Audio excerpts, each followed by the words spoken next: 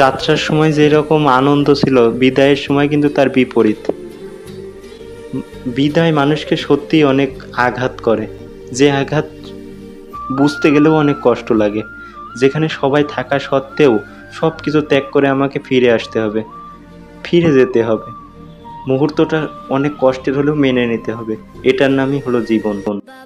Hello বন্ধুরা, সবাই কেমন আছেন? আশা করি সবাই ভালো আছেন। একজন পিতাই বুঝতে পারে তার সন্তানের ত্যাগ কতটা কষ্টের, যিনি ঠিক মতো না খেয়ে আমাদেরকে লালন পালন করেছেন এবং বড় করে তুলেছেন। তার থেকে মহৎ বটবৃক্ষ আর কি থাকতে পারে আমাদের জীবনে? তাই এই রকম কষ্ট নিয়ে বারবার ফিরে আসতে হয় কর্মস্থান। সত্যি মুহূর্তটা অনেক কষ্টের, তারপরেও স্বীকার করে নিতে হয়। কি আর করার আছে, জীবন তো এখানেই সীমাবদ্ধ। যেখানে সব কিছু থাকবে তারপরেও সব কিছু স্বীকার করে নিতে হবে। আনন্দ, সুখ, বেদনা সমস্ত কিছুই থাকবে, কিন্তু বিদায়ের ক্ষণ যেটা একজন পিতা এবং একজন সন্তানের মধ্যেই সেটা পরিলক্ষিত হয়। এছাড়া কোনো ব্যক্তি সেই কষ্টকে বুঝতে পারে না। আজ আমার বিদায়ের দিন ছিল। আমি আমার নিজের স্থান থেকে আজকে চলে আসব। সত্যি এই বেদনাটা অনেক কষ্টের। নিজ গ্রাম, যেখানে আমি সমস্ত কিছু আবেগ, অনুভূতি, এই সমস্ত কিছু ফেলে আসছি। যেখানে আমার জীবন কার্য, নিজের অনুভূতি সমস্ত কিছুই এখানে আমার রেখে আসা। আজ সেখান থেকে আমি ফিরে আসব।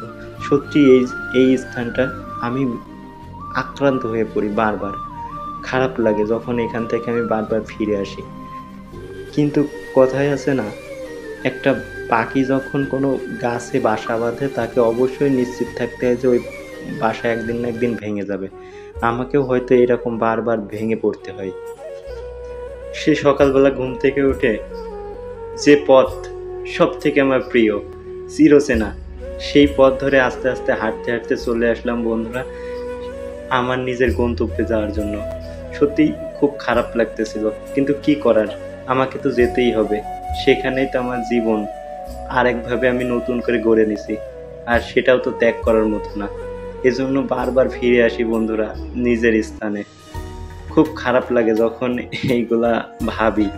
সেই চিরচেনা পথে একটু দাঁড়াইতে না দাঁড়াইতে একটা গাড়ি আসলো সেই সকালবেলা। তারপরে ইনার গাড়িতে উঠে আমি আস্তে আস্তে আমার নিজের প্রিয় শহর ঝিনাইদহে যাচ্ছিলাম।